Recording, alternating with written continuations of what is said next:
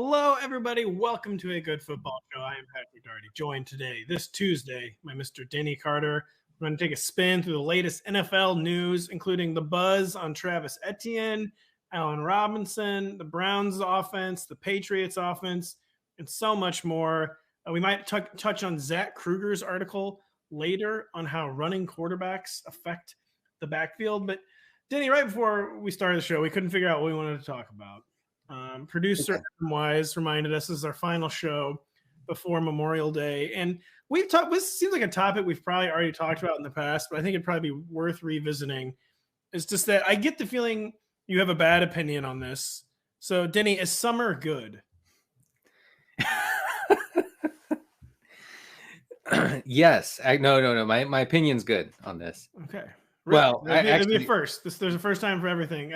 I wonder what's going on. I should probably check my email and see if there's some emails being sent back and forth between the lawyers and maybe well, Denny can't keep his job if he says something today like summer is bad. No. Summer is good now. Winter's bad. Spring is worse.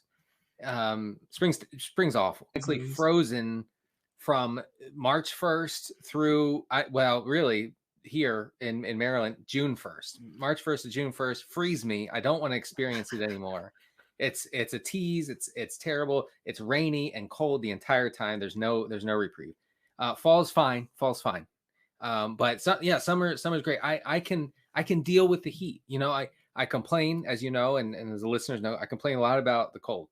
Some would say endlessly. I complain endlessly. But the summer, I don't usually complain about the heat unless it's really, really oppressive. I like summer. Well, here's what everyone knows. So extreme heat, bad. Extreme cold, bad. But there's no debate between, do you prefer if it's really hot or do you prefer if it's really cold? To me, where cold is never, ever, ever the answer. No. Because when it's cold, when it's hot, you can at least feel your body. Right. You know, your limbs are fluid. Right. You have movement in your hands. Whereas it's cold. It doesn't hurt to be alive. Exactly. There's no such thing as, just put on more layers. Yeah, it doesn't hurt to be alive. Exactly. I always said, when it's hot, you can at least feel your body. Your body is fluid. I don't even believe you would get this. If you put this out on Twitter, you would get hundreds of men saying, I love the cold. You know, I live for the cold. I wear cutoff t-shirts and shorts when it's 20 degrees and sleeting in my Minnesota hometown. Well, so we know the testosterone levels are coursing much higher in the upper Midwest, where they have to get used to this sort of thing. And maybe the higher T levels just take them right through the winter, which Possibly. Is 10 months up there. So two thoughts occur to me when I get those sort of replies. Bro, I love the cold. I live for the cold. First of all, you're not an actual Viking, okay? You didn't come from, like glaciers. You're not Alexander Skarsgård's son. Exactly. Like that's not a thing. And also, maybe you just haven't experienced a nice warm climate. And maybe if you did, you would say, "Oh, this is much better. Who would ever prefer the cold? I hate the cold now. The warm is good." So I think that there is sort of a disconnect there. There is a bit of a disconnect. I want to circle back to something else you said too, where you said spring is just a tease. Yeah. It's not even a tease here this year. Not to get political, anyone, but I've kind of noticed the climate changing a bit during my lifetime, to whereas in Missouri, we really pretty much no longer have spring. Like you said, it's begun to stay cold and rainy, much longer than it used to, at least the past few years. Maybe we're in some weird weather pattern. And the 60s and 70s have essentially not existed in Missouri this year, except for the one blast of 99-degree weather for an entire week. But we just leapfrog the 60s, 70s, and really the 80s. And it just it's 58 one morning. And then you wake up the next day and the heat index is 108 and you haven't turned on your air conditioning yet. And so spring is no longer even a tease here. Spring just does not exist. In totally unrelated news, I recently read that climate scientists are saying, guys, this is happening way faster than we ever thought. So it could be related. And I can't help but notice the same. Look, here we have a spring where we go from 50 to 90, and there's nothing like you said, there's nothing in between. It's brutal in a way because you're bouncing back and forth. It makes people sick. I don't know if there's science to that, but I know that everyone I know is like deeply sick throughout the spring because the temperature is dramatically shifting from winter to summer over and over. Yeah, I like to blame my tension headaches on the barometric pressure changes and not when I have 2 to 3 beers and then 2 to 3 coffees and haven't had any water in 2 days. Well, we've talked about this now. If you have 2.5 beers, you have to have 6.5 Gatorades after. Yeah, it's true. You and I, man, people should have seen us in LA. The amount of water we were drinking, like every one of my deceased like forebears was just like rolling over in their grave when time for another water, Denny. Right. Right. I mean, I do think that the ghost of my great grandfather showed up when I actually asked for water in my beer.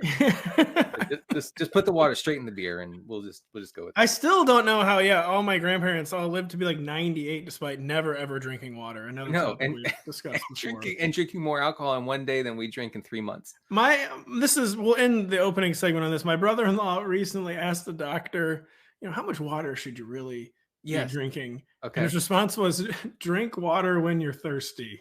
And didn't sound like he really believed in the TB12 method necessarily of having 4,000 ounces of water a day. Because as an adult, I can't help but notice the other adults around me are drinking 6 to 8 gallons of water every hour. It's like now I know people like just rolling around a giant jug keg of water like a cart, like everywhere they go. Right. Kind of like, it's kind of almost like a new like comfort animal type. They're rolling around just a giant keg of water on a cart. Like through the airport, I stop and I'm like, why do you have a keg, man? Oh no, it's just water. If their house caught on fire, they would save that before their children. I kind of think that. Yeah. We need to get on. We need bigger water bottles, Denny. You and I. Denny, the Los Angeles Times' Gary Klein believes Allen Robinson will be a, quote, weapon across the field and especially inside the 20-yard line in the Rams offense. Robinson's signing got some pub at the time, but attention has turned elsewhere this spring and almost summer as basically every other NFL receiver has forced to trade and change teams. So he's kind of stopped talking about Allen Robinson. We know all about his disastrous 2021 in Chicago where he was like liking tweets about why does Matt Nagy hate Allen Robinson. That's kind of how bad it got. But he is just 2 years removed, I believe, from a 1,250-yard campaign. Sean McVay, he gave the bump to Odell Beckham last year. Are we buying the McVay bump with Allen Robinson in 2022? I am. I mean, he's not that old. He's entering his age 29 season. Talking about Allen Robinson. Never mind. On to the next player. Right. We don't draft anyone older than 21 years old. He. Like you said, he's 2 years removed from a good season. He's had great seasons. Also, last year was like a confluence of disastrous things for Allen Robinson. His COVID situation was way more dire than we thought at the time. He missed, I think, a game or two, but he wasn't right for months afterward. And he said he lost a lot of weight. He couldn't get his breath back when he returned to the field, and he had to sit out practices because he just wasn't feeling well. So, that's a huge factor. Also, I can't blame him. I can't speak for you, but I can't blame him for, not really being into the team last year, not being super enthusiastic about Matt Nagy and his offense. So you're saying not even Bears players want to watch the Bears every week on Thursday Night Football and Monday Night Football, and even occasionally Sunday Night Football. We have to admit our complicity in this, where we put the Bears on Sunday Night Football. I've only seen the Bears on NBC. We are not blameless for that. Come on, we limit it to like 2, I think. I think is a damn media market sizes, but it was literally 1,250 yards 2 years ago. I guess the one thing I'll say with Allen Robinson. So this role has already been pretty profitable and fantasy profitable in Sean McVay's offense. There was lots of even cooler heads have been like, well, yeah, I guess Odell Beckham is done. I guess it wasn't just this horrible Browns passing attack and this horrible Baker Mayfield, and he got to LA and was immediately not done. So there is the proof is kind of in the pudding there.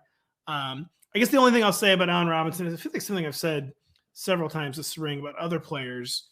It's just that he is, again, kind of like DeAndre Hopkins, he's a guy who's always been really reliant on like physicality on the outside. Like, he kind of has to like go to war with the opposing corner. And it's a lot of times those guys don't age super well, but it's really hard to take any data point from his 2021 seriously, just because it was just all such a disaster. I mean, the only thing more disastrous than the coaching was the quarterback play. Right.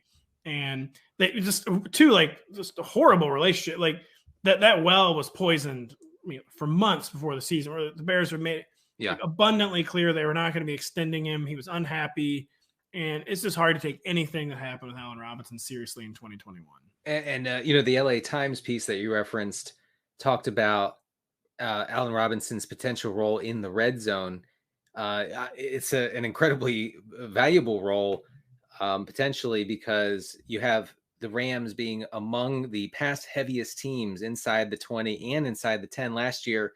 Matthew Stafford was third in pass attempts inside the 20. He was third in pass attempts inside the 10-yard line. 22 of his touchdowns last year came from inside the 10. Pretty much all of those to Cooper Kupp. So congratulations to Cooper Kupp. It doesn't strike me as particularly sustainable, actually. And that might have been because they didn't trust Darrell Henderson near the goal line. Sony Michel is just not very good. And boy, do they like Cam Akers. Yeah, I mean, right. And they, in the playoffs, they shifted, and actually late in the season, they shifted to kind of an absurdly run-heavy approach, especially on early downs. We talked about at the time, maybe it was because McVay was just so thoroughly spooked by Stafford's pick sixes and disastrous decision-making late in games. But I don't think that will keep up. And I think possibly it had to do with Stafford's health. He had a lingering back issue. He had an arm issue that still has him sidelined right now at OTAs, and probably will have him sidelined until July or August. And we have to watch that. But Allen Robinson could kind of just fall into a bunch of really hot, very valuable targets in that LA offense. So this will be an ADP I really watched this summer, because we haven't talked a ton about Allen Robinson yet this spring, but I know he's going to become like a hotly debated player. Yeah. As like kind of people like come back to redraft life this summer. And he's the wide receiver 25 right now at Underdog. The best ball crazies are really into Allen Robinson. It appears he's a more subdued wide receiver 34 on Fantrax, which I mean, a lot of you have probably never used Fantrax. I use it for baseball. But what do you think is more, what sounds better to you for Allen Robinson, wide receiver 25 or wide receiver 34? I wouldn't be gung ho on taking him at wide receiver 25. I wouldn't smash the draft button. Let's put it that way. I might lightly click the draft button at wide receiver 25 and then chew my fingernails off. But wide receiver 34 sounds better to me, and I think that better reflects how he will be valued in, we're going to call them normie leagues, people who draft fantasy teams once a year and pay attention. People who don't need to be on their phone doing a slow draft on Memorial Day, basically. Right, and they don't have 44 best ball drafts going on at the same time. Why don't you just at Pat Kerrane and Kyle Dvorchak next time, Denny? My coworkers are sick. They need help.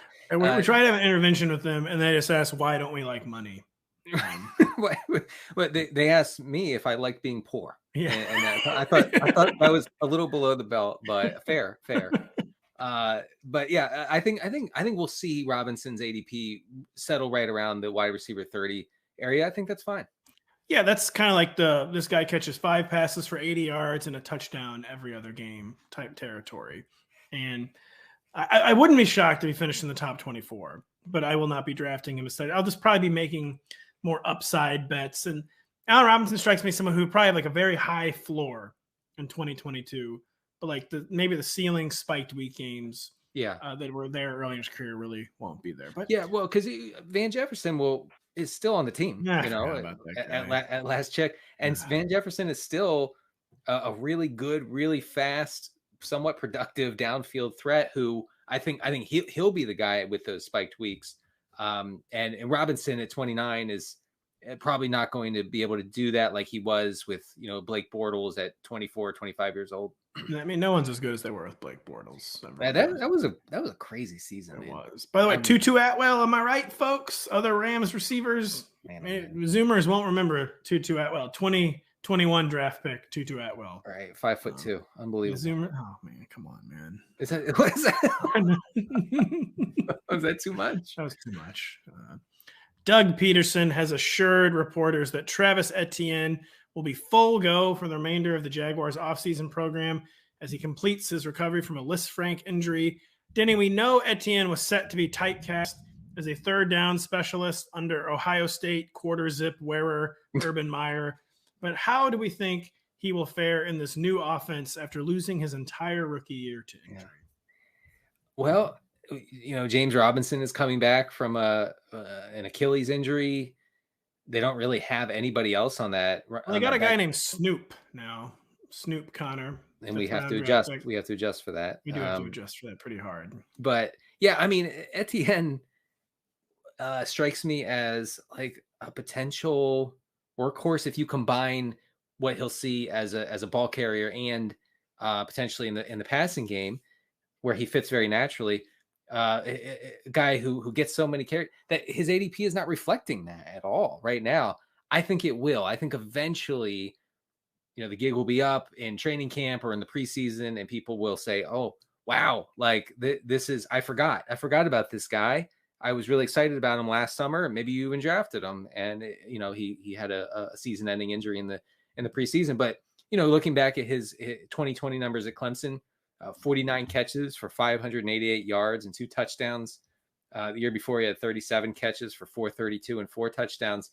So it would really fit. He would really fit as like a guy who commands a lot of short targets from Trevor Lawrence. And I would think that the Jaguars would want Trevor Lawrence to take those safe throws and encourage him to say, let's get the offense going a little bit rather than really flinging it downfield to whoever, Marvin Jones or Christian Kirk. I would think that they would be conservative with Trevor Lawrence after his struggles last year. So your Travis Etienne, though, tone kind of concerns me off the bat because you're already talking about him as like a third down guy. And there's so that's kind of why I don't love about Travis Etienne, where even though it was Urban Meyer, I don't love that the NFL's first impression of Travis Etienne was, well, he's a third down guy. Yeah. Like we're only making him a change of pace back.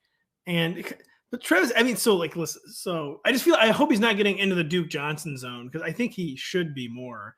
I mean, these numbers really don't count because it was not like one of the most loaded offenses of all time. But Travis Etienne in 2018 had 204 carries for 1,658 yards and 24 touchdowns. He averaged 8.1 yards per carry. Like this is in the ACC, this isn't like in the MAC or something. Uh-huh. So, I mean, he has had he was like as good the following year. He averaged over 7 yards per carry each of his first 3 college seasons. Again, he was surrounded by like a biblical amount of talent. But I just hope we haven't already seen the book closed on Travis Etienne, like being a potential 3-down back. I kind of fear that maybe we have where like James Robinson's coming back. They draft Snoop Connor as like a pure early down grinder. He is like a 5th rounder.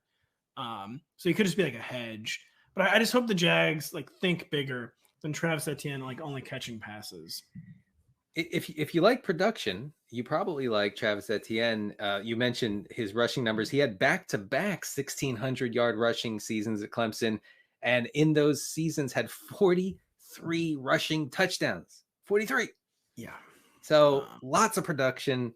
Assuming that everything's okay with the injury, with the recovery, and this happened in August last year. I think we were together when it happened at a bar in Canton, and we looked up and we said, "Oh my God."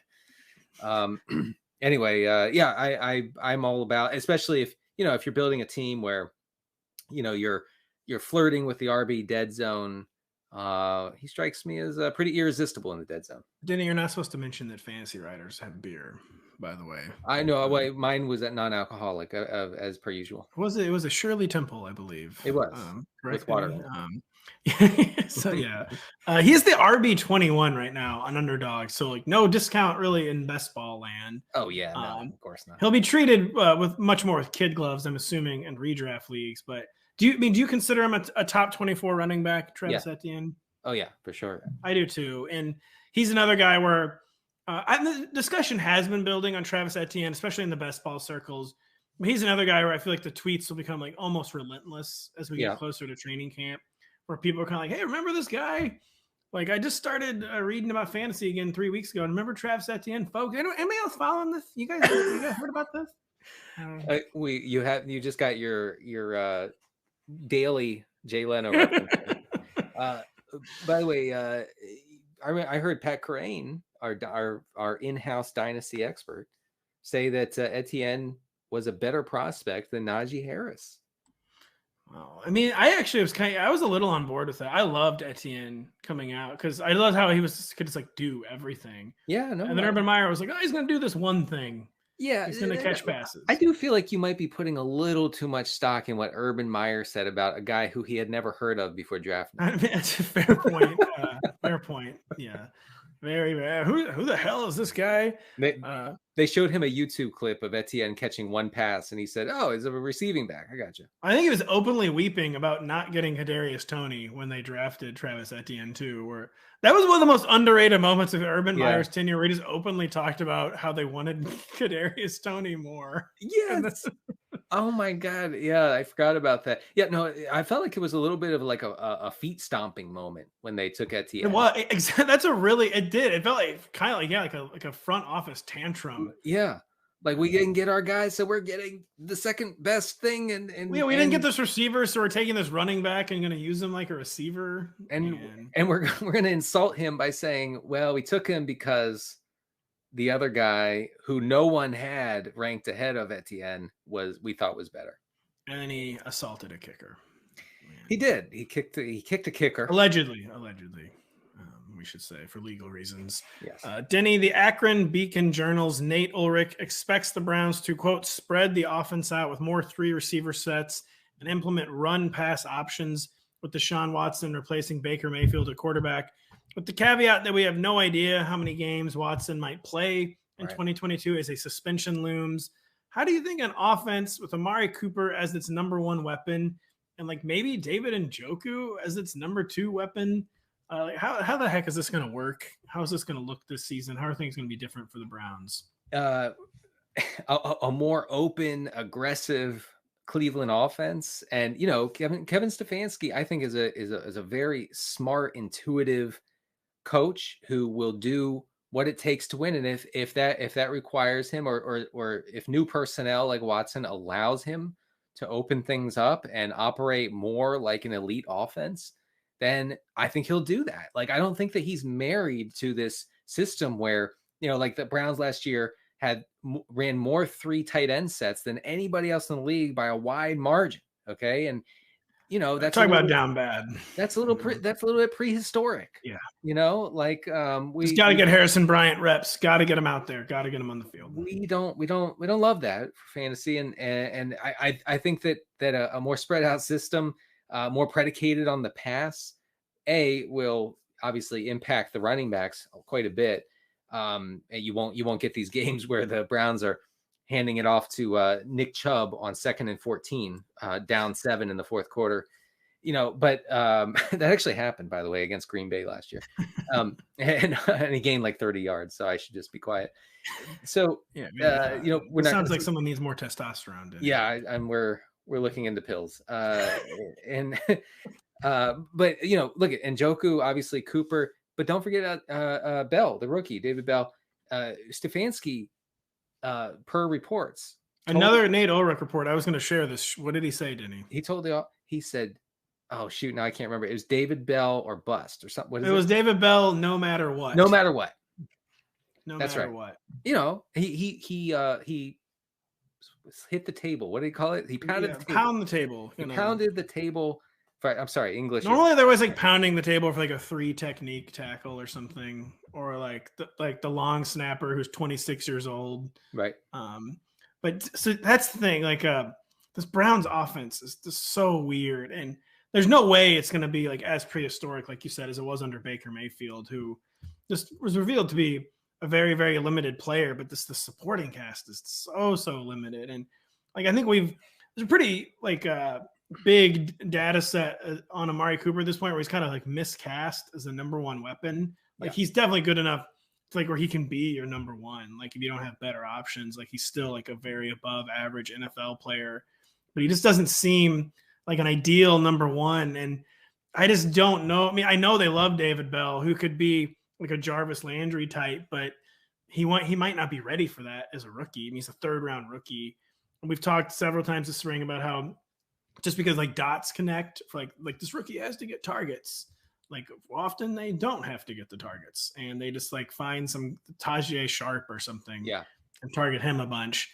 And I just don't, and like too, like especially if there's like it's like disjointed, and like Deshaun Watson does miss a bunch of time, like a new, like so many new parts coming together at once. Like it could be one of those years where like the Browns never really settle like their targets pecking order. And I wouldn't be surprised if maybe the Browns offense was like kind of disappointing this year, ahead of maybe like hitting the ground running in 2023. Yeah, I feel like on all of these topics, I'm taking the bull case, and you're arguing the bear case. But I could see, yeah. I mean, I'm not arguing this. I mean, like as like a pure devil's advocate role, where I don't necessarily disagree, but I could see with all these things how they could kind of go haywire. A long suspension for Watson really makes every Browns player interesting for ADP purposes. Like, well, Danny, do you know who is the Browns backup right now? I know. It's Jacoby Brissett. I had actually forgotten who they had swapped out Case Keenum for. When I saw Jacoby Brissett, I was like, oh my God. Yeah. Or I mean, it's still not impossible that Baker Mayfield doesn't just step in and play. Oh man, that's a good point. I mean, at this point, like, why not? If you think he's going to get suspended too, and like, it wouldn't, even if Baker Mayfield's like mad and like over the program, it wouldn't serve his interests to like be bad. No, he has to show up to all this offseason stuff, as horrible and awkward as it might be, like in order to get paid, and he has a lot on the line. He has to continue being a Brown. So it's unless he's traded, obviously. But yeah, he could end up under center for like many games this year for Cleveland, and that's that. Oh God, I'm cringing internally just thinking about it. When you said he has to remain a Brown, I just pictured like a circuit court judge, like really theatrically banging a gavel and saying, "You must remain a Cleveland Brown," and Baker Mayfield just like breaking down and weeping in the court, finally letting the facade crack. And he shows us how broken he really is. His attorney throwing papers across the room and storming out. The same attorneys who cannot find a reason for us to fire you. They can't get Baker Mayfield out of his Browns contract, and they can't get Denny Carter out of NBC. We have the best legal system in the world, is all. Real quick on the Browns, who would you, I mean, it's so context dependent. What kind of scoring format it is, what your team needs are. In a vacuum, who would you rather roster in 2022? Like the potential slot guy and David Bell, or kind of like the seam stretcher, the downfield role player, Donovan Peoples-Jones? That's a good question. I feel like Peoples-Jones, his role in that offense is so inherently volatile that at that point in the draft, I'm not sure I'm looking for that. I feel like Bell would be a more appealing option as a guy who could, take on that like Jarvis Landry thing and just like soak up a bunch of short targets. Even if he doesn't do much with them, I think that it would be Bell for me. I'll devil's advocate you yet again. Okay. And just say like, maybe I'll take like the Marquez Valdes-Scantling potential baby. The Marcus, I have no idea what I was trying to say. The Marquez Valdes-Scantling potential with Donovan Peoples-Jones is a guy who could quite possibly get you a 0, but then like if he catches 2 passes, like that could be enough to like flip your matchup. Sure. One of them's like a 68-yard touchdown.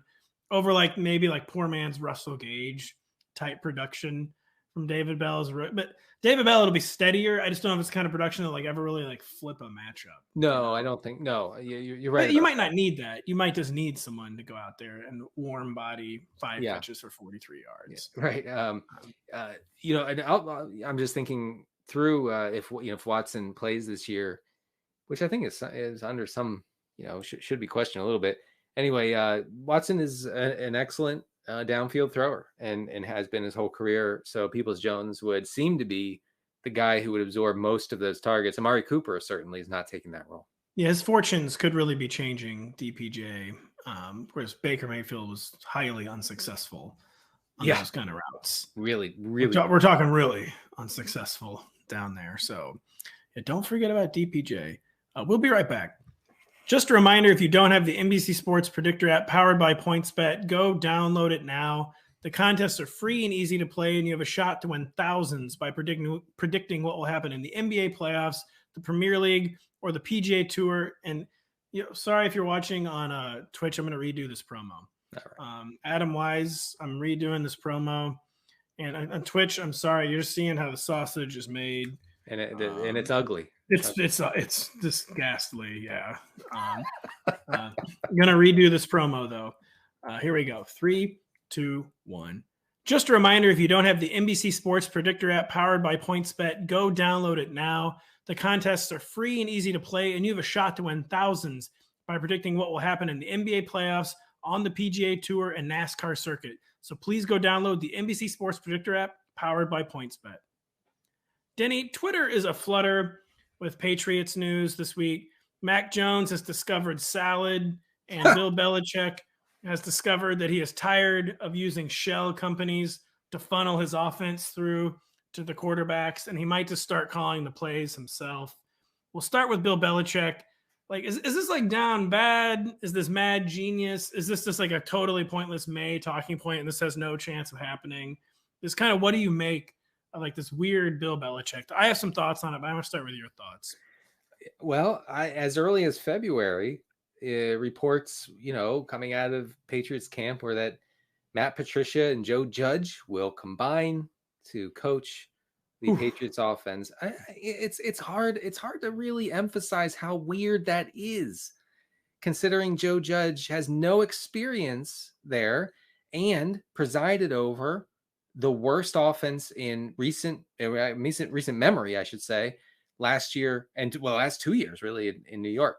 And then Matt Patricia, a hard-nosed, old school, pencil in the ear defensive coach, saying, yes, I'm going to be doing the offense this year. It never really made any sense. So, I mean, I would think that Belichick has to get involved at some point. He can't bring in anyone at this point. It's too late. That is the thing, right? I was just thinking, it's like when I threw the question to you in my head, I really was like, this is just too weird. There's no way this will happen. And then when you were talking, I'm like, well, yeah, it is June, and like you don't just hire like a play caller in June, and he's not gonna have Matt Patricia.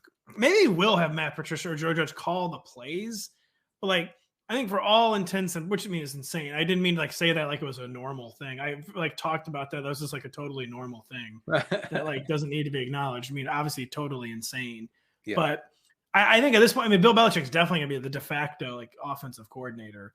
And like my thoughts on that are that he's probably always kind of this is kind of like maybe a Patriots hater thing, but like I always found it like ridiculous like how much credit Josh McDaniels got for like the Patriots offense and Patriots success. I mean, do we really think Josh McDaniels is like the mastermind? Like where he left, like they were totally fine. They go like 14-2. They had a couple 500-point seasons with Bill O'Brien. It's not like Josh McDaniels is out there like making Tom Brady's career. Like it has always been Bill Belichick, I'm sure, like setting the general principles, like getting the thing on track. But I do question. So I actually really trust Bill Belichick when it comes to like the broad strokes of like running the Patriots offense. But like when it comes to like the minutia, like he can't call the plays himself. And then even if he's doing the broad strokes, delegating this to Matt Patricia or Joe Judge just seems totally insane. and I don't know what to think. And it's just very weird. It's wild to me that the Patriots would be so eager and ready to embrace Joe Judge. Like, and maybe it's just, I don't know why I cut you off there, but maybe it's just like truly like Bill Belichick wants someone who's like pliant and like not even trying to say this is a joke, but like he's going to implement like all the broad concepts and principles. And then on Sundays, basically like Joe Judge, Matt Patricia's going to like understand what needs to be called. And like, if it's not, Bill Belichick's going to get in their ear. Maybe he just wants like a pliant figure. Yeah, I could see that. I could see that. I mean, from a philosophical standpoint, there's only one guy setting the agenda there. Like that's very clear. And that I agree with what you're saying about like Josh McDaniels didn't come up with the philosophy, and the philosophy stuck even when he left briefly and before he came back. And everything was fine. And the Patriots offense operated pretty much the same way, and it was productive, and they won a lot. So yeah, I agree with that. But you know, there was a report last week. We had a blurb on it, a high level of concern among the Patriots people. Was it Patriots players that who the hell is coaching us? Yeah, I mean, it's like, this is another thing. Like, this like puts a lot of pressure on Mac Jones and like Aaron Rodgers, Patrick Mahomes at this point, even Josh Allen at this point. Like, if they really needed to, they could probably like essentially like coordinate the offense. I mean, for lack of a better word, like they would be like you wouldn't just like you would be fine if for like a Sunday Josh Allen basically had to like call the plays himself. Like Mac Jones, I mean, I feel like that's kind of a position they're putting Mac Jones in. Like, well, Mac, I hope, buddy, you got a feel for the NFL after 1 year. Yeah. And it does seem Bill Belichick he's getting more and more. I kind of like it that he's like getting crazier as he gets closer to the end. And like, you know, after like he's really coping very hard in year 3 of losing Tom Brady. But I think even Bill Belichick could be getting near like an implosion point where like this is just not a good plan and could cost them dearly. I think it's more likely than not that the Patriots completely implode this year. I don't care how good their defense or special teams are. I think that offense is going to be down bad, unlike anything we've seen from them, you know, in history. Even a complete Patriots implosion, though, is still going to be like 7-10 or 8-9. Yeah, like they can't compete with the good teams. And then they still just win 45-0. You know, yeah. I mean, they'll still beat the Jets twice. Yeah. You know, they'll beat up on all the terrible teams. They'll beat the Chargers like 38-7 for some reason. Yeah, right. And they'll only pass 6 times in that game. So yeah, I agree. With an implosion would be 7 wins, but it really that would be, you know, quite the thing. A Bill Belichick team not even coming close to the postseason. Yeah, like a 3rd straight year of not being that competitive, even though they made the playoffs last year. So I mean, I just love chaos and like love crazy storylines. So to me, there would be no better outcome than Bill Belichick like calling plays for some reason. Yeah, right. Like, and would it be hilarious or infuriating if he were like just the league's best offensive coordinator? Oh, it would be infuriating. I would be beside myself with that. Yeah, it would probably just be infuriating, wouldn't it? Denny, stop me if you have heard this one before. But I mean, not to make fun of a guy being hurt. I don't know why I had this line, but Rashad Penny has a supposedly minor hamstring injury. Yeah.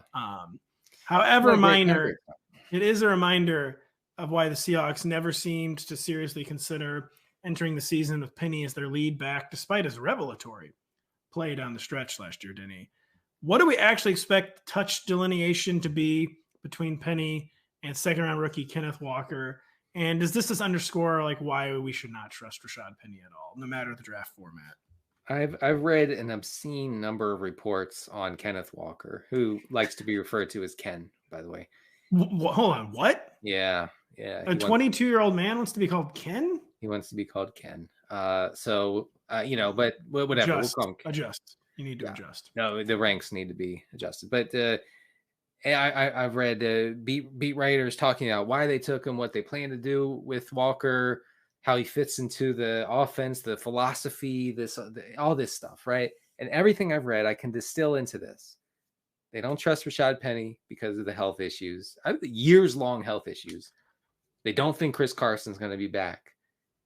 And that means that Kenneth Walker, some are saying, would be in line for like a load of carries. I don't want to say 300 carries, but I'm also not saying 300 carries for Ken Walker. Oh, well, it's not just the injury situation like you laid out. It's just the overall personnel situation. It's also like Pete Carroll like winning the war with Russell Wilson's situation. I mean, he's like a pig and bleep here, basically, where like he finally we got Russell Wilson out of here and a guy, who cares about scoring points or playing modern offense or being watchable.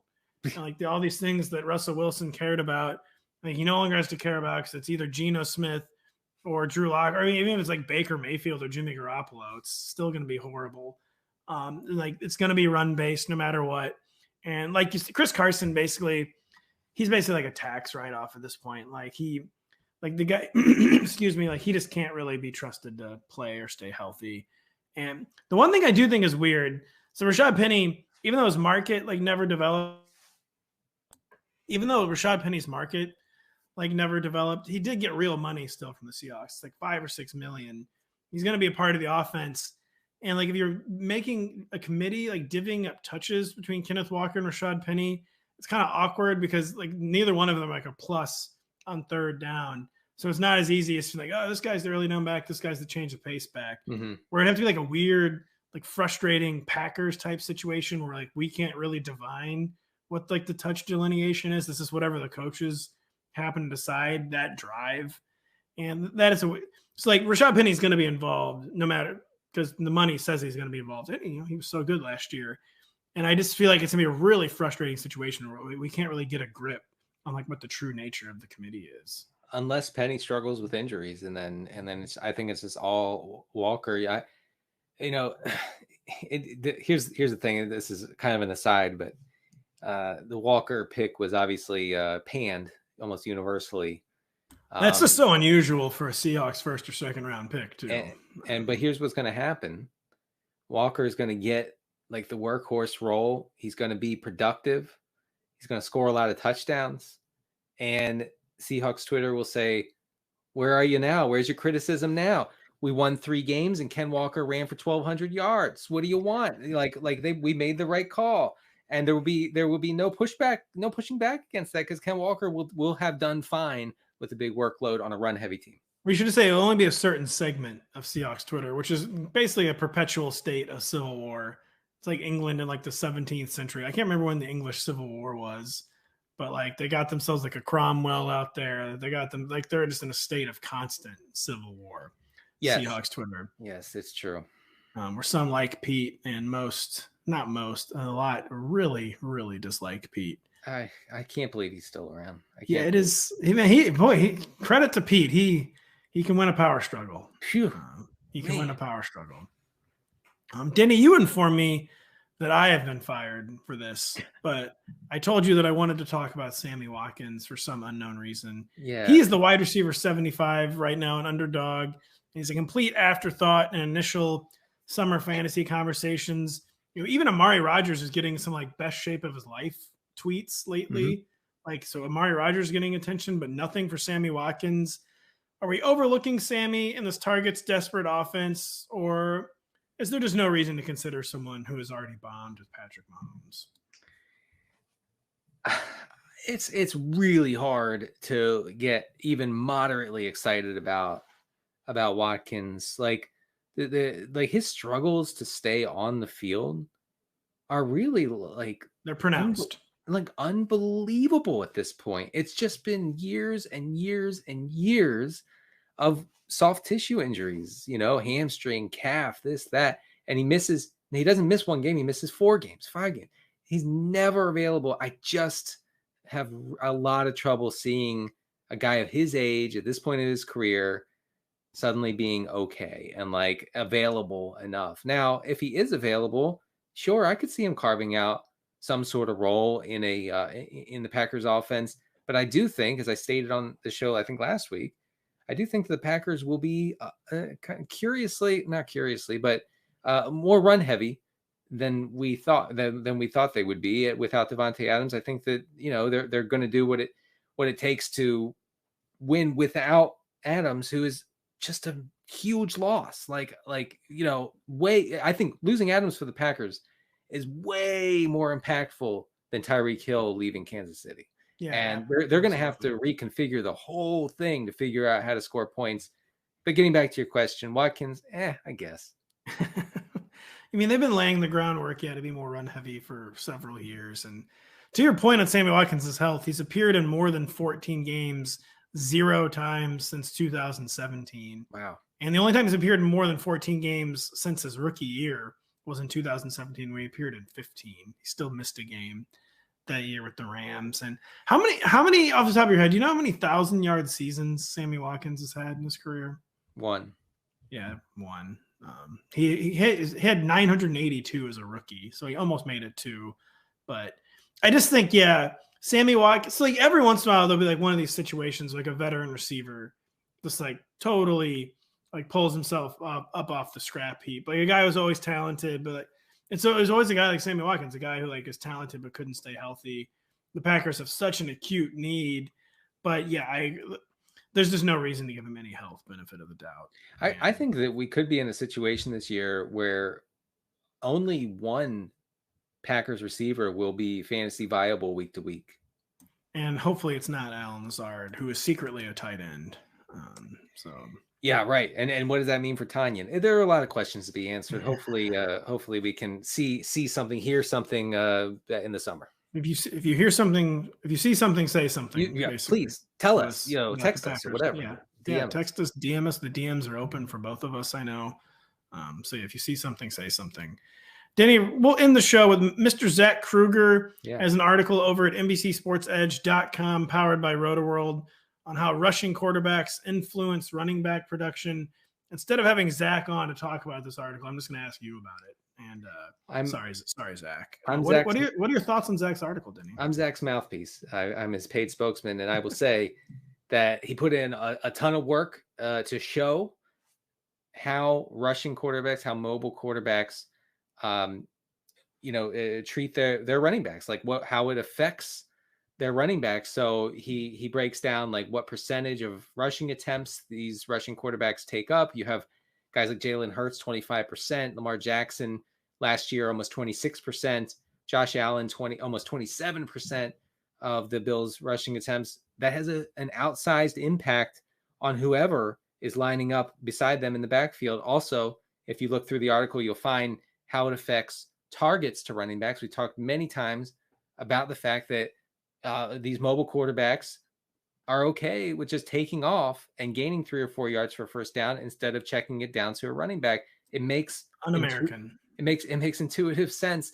And so I guess the connecting A to B. So when we hear in the summer, especially training camp, about Devin Singletary or J.K. Dobbins or Miles Sanders having the passing down role, lots of opportunity for them. They'll be running a lot of routes. It means something, but it doesn't mean a ton. It doesn't mean as much as we might think, because the opportunities we know this for a fact, will be more limited than if they were in the backfield with a Tom Brady, with a Matt Ryan, with a Carson Wentz, with guys. Well, Wentz is not the greatest example, but you know what I mean.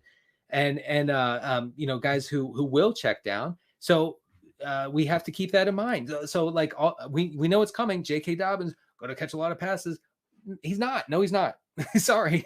It's not going to happen. I think you may have just accidentally written Carson Wentz's epitaph, by the way. Just Carson Wentz's headstone, and it just says "not the greatest example." It doesn't really matter like what the area is. It just probably wasn't the greatest example in that area. No offense to Carson. I mean, a little offense to Carson. But yeah, listen, check it out. Check out the article by Zach Kruger, and follow him on Twitter. And I don't have his Twitter handle, Pat. Why don't I have his Twitter? It's like it's like at ZK. It's at ZK_FFB, and it is really good stuff from Mr. Zach. Yes. Like I said, the article is really full of like interesting data, and this is a really interesting article. Frankly, an article I'm surprised you didn't write. This is the kind of thing you're always like just DMing me about. Hey, I got an article coming up, right? Running quarterbacks and how it affects the backfield. I'm a little jealous, and I'm gonna have to talk to Zach about that. the really interesting article from Mr. @ZK_FFB, Zach Kruger. Hopefully this was a really interesting show, Denny.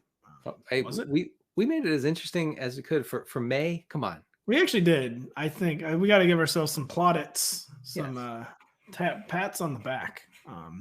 So thank you so much for joining us. Please check out the site. We're in the middle of draft guide season, getting close to that. Hopefully, Denny, you're hitting your deadlines, by the way. I'm crushing the deadlines, in fact. Yeah, I'm actually not. So I gotta. You're fired. I know. I've already been fired for bringing up Sammy Watkins, so it's fine. We'll spend years litigating whether or not I needed to get all my stuff in by the deadline. I do think it's a little overkill that you want Sammy Watkins on the cover of the magazine. Oh yeah, no, we don't have a shot of him in a Packers jersey yet. That's why that died. Yeah. So I was ready to go to court. You talking about something I was ready to go to court for? It was a little much. I still stick by Ronald Jones on the cover, but I guess that. Yeah, Chief Justice John Roberts issuing a 5-4 opinion years down the line about why it was the right decision. And a very divided and split court has decided Sammy Watkins did, in fact, need to be on the cover of our magazine. So for Denny, I am Pat. Thank you so much for listening. Please go check out the website. Tons of great stuff. Thank you for listening. Matt Straub will be back later in the week. We'll catch you later. Thanks for watching. Make sure to hit subscribe for all the latest fantasy and sports betting advice from NBC Sports Edge. And don't forget to sign up for NBC Sports Edge Plus to get the best-in-class draft guides, as well as season-long fantasy, DFS, and sports betting tools that will give you the edge.